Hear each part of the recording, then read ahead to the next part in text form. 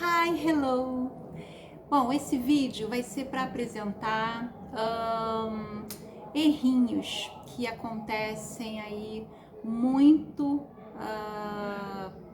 facilmente entre os brasileiros, porque assim, às vezes tem uns que parece uma coisa, mas é outra coisa.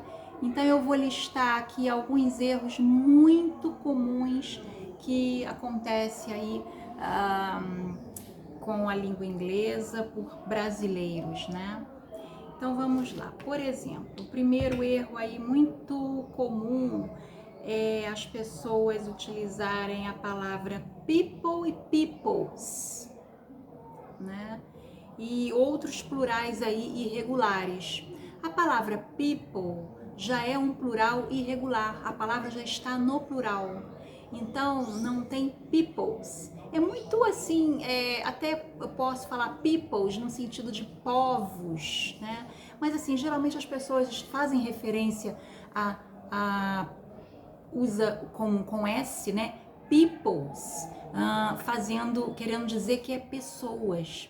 E não é, a palavra é person, uma pessoa, e people, sem S, people, pessoas. É um plural irregular, é um substantivo aí de plural irregular. Então, esquece a palavra peoples. A palavra é people, sem o S, ok? Outro errinho também muito comum aí, clássico, né, que causa confusão entre as pessoas, é o thanks God e thank God. Então, muita gente coloca S, thanks God, e não é. O correto é thank God, sem o S. Então, por exemplo, thank God, she's okay. Outro exemplo, thank God it didn't rain today. Então, dizer thanks God implica que você está falando com Deus. Obrigado, Deus. O que, no mínimo, não é usual no meio de uma conversa. Então, a expressão correta é thank, sem o S. Thank God. Ok? Outro errinho muito fácil de acontecer aí são os verbos lose e miss. Ambos significam o que? Perder, isso mesmo. Só que eles têm sentidos, eles têm situações específicas para serem usados. Por exemplo, vamos lá. Então, os dois significam perder, ok. Só que o lose ou lost no passado, ele é usado quando a pessoa perde algo que não sabe aonde está, como a carteira ou as chaves, entendeu? Então, I lost my keys, eu perdi minhas chaves, tá? Agora, o miss ou missed no passado é usado quando uma oportunidade não foi aproveitada, ou, por exemplo, no caso de você perder o ônibus, né, por exemplo, ou uma entrevista de emprego.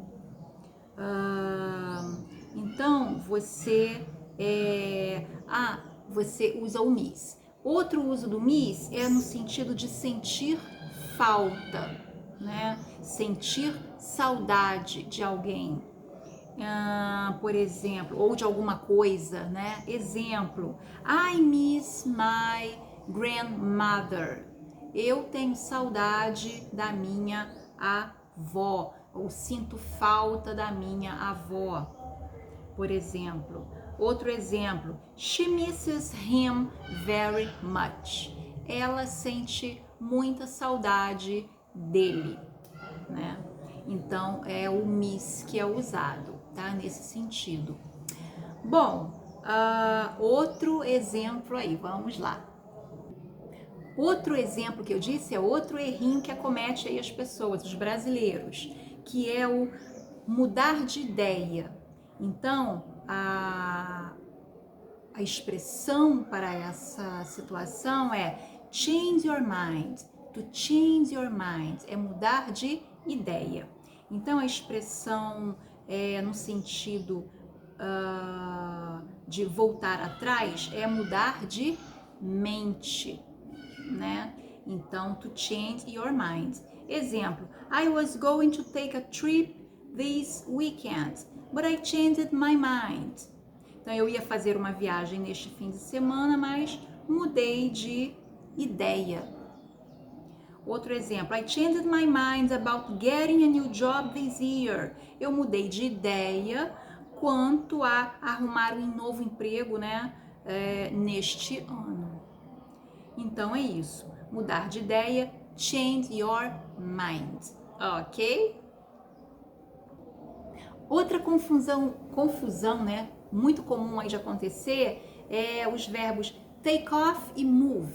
Take off, na verdade, é um phrasal verb, ou seja, um verbo mais uma preposição. E o verbo to move. Bom, o take off é uma expressão que combina o verbo e a preposição, falei, e que tem dois significados principais. Decolar, ação do avião, né? Decolar, voo, decolar, e remover ou tirar, take off.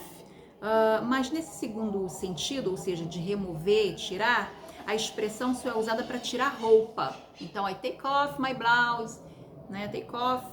Então, quando você quer tirar uma coisa de lugar, o verbo certo é move, ok? Então, vamos aos exemplos. Can you move your car, please? Can you move your car, please? Então, você pode tirar o seu carro, por favor, ok? Outro exemplo. The painter moved the furniture so he could paint the walls. De novo. The painter moved the furniture so he could paint the walls. Ou seja, o pintor mudou os móveis de lugar para pintar as paredes, ok? Então aí o verbo correto é move e não take off, ok? Outra situação aí, outro erro muito comum são as questões incorretas no presente simples. Tá, então vamos lá. Como eu falei, outra situação aí também de apresentação de problemas aí que as pessoas confundem é o uso incorreto do simple present, que é o presente simples em inglês. Aquele que a gente precisa utilizar lá os auxiliares, verbos auxiliares do e does, né, dependendo do seu sujeito, ou então o did, que é no passado.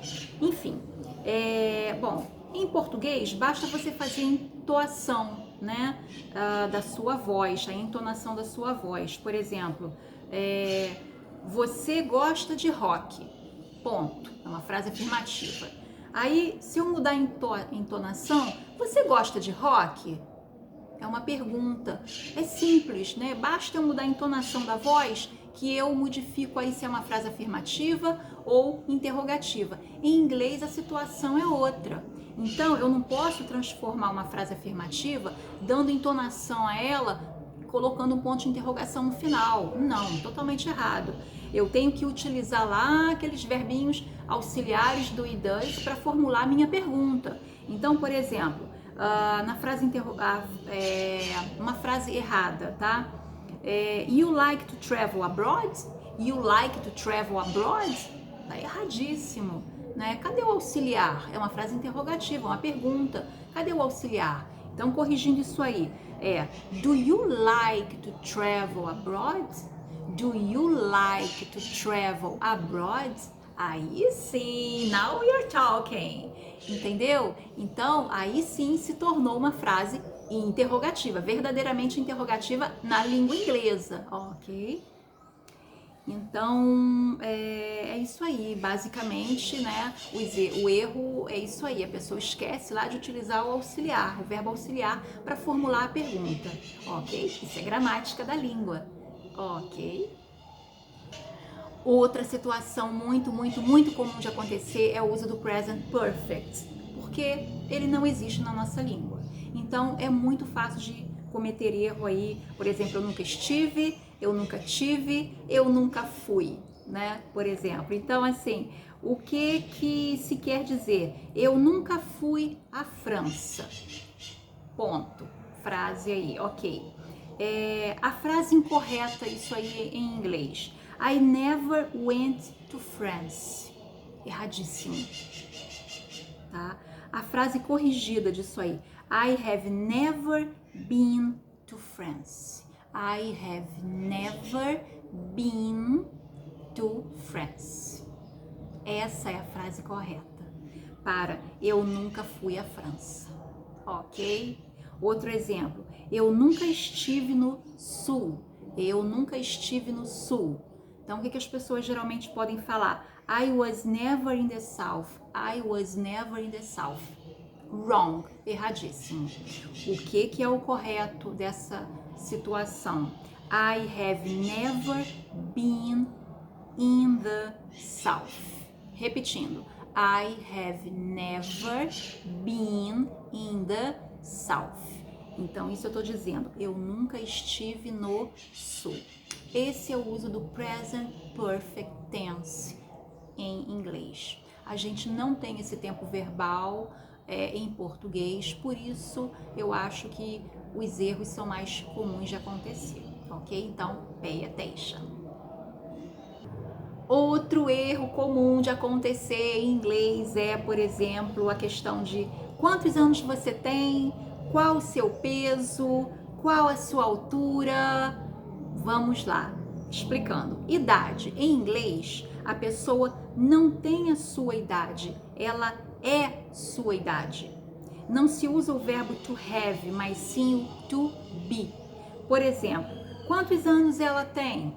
Aí a pessoa erradamente fala how many years does she have? How many years does she have? Tá errado, não é assim. Então a pergunta corrigida é how old is she? How old is she? Isso daí já é qual é a sua idade em inglês, ok? Outro errinho é a questão do peso. Não se pergunta quantos quilos a pessoa tem, mas sim quanto ela pesa. Então, se eu disser how many kilos do you have? Wrong, tá errado. Eu tenho que perguntar how much do you weigh? How much do you weigh? Qual é o seu peso? Essa é a pergunta correta em inglês, ok? Outro erro comum é a questão da altura, a altura da pessoa. Assim como a idade, a pessoa é a sua altura, tá? E não a tem. E não é que ela tenha aquela altura, ela é aquela altura, né? Então, em português, a pergunta em português: quanto você tem de altura? Quanto você tem de altura? Aí, erradamente, a pessoa: how much do you have of height? How much do you have of height? Erradíssimo, tá? Quanto você tem de altura? Não é assim. Então, a pergunta correta em inglês é how tall are you? How tall are you? Qual é a sua altura? How tall are you? Ou então, what is your height? What is your height? Qual é a sua altura? Ok? Deu para entender? Muito bem.